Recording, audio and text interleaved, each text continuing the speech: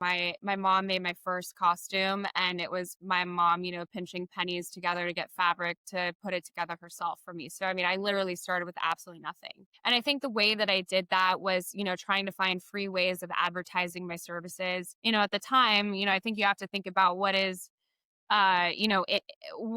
popular within the time that you're in, right? Back in 2008, 2009, I mean, I was submitting myself to directories. I know I mentioned a paid directory, but that paid directory I didn't submit myself to until later, like after I had done a couple of parties and I had some money.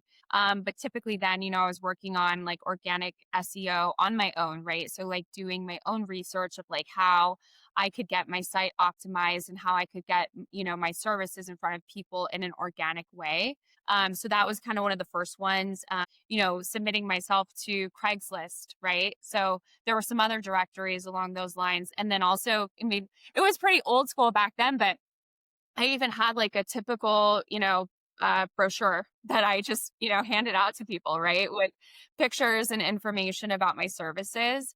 And so at the time, that worked out really well. And then obviously word of mouth too.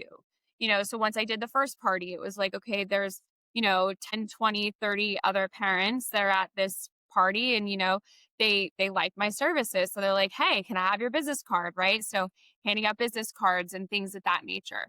So, I mean, realistically, in the beginning parts of my business, there was no marketing money. I mean, I think I spent $300 a year on the directory, but that was literally the only marketing dollar that I put in for like I'm not joking you, probably 4 years maybe. And so, I was still booked out solid, just kind of by word of mouth and the minimal marketing that I did. Old school grind, but it worked. I say now, if you were like starting your business now and, it would look a little bit different, but it's still similar, right?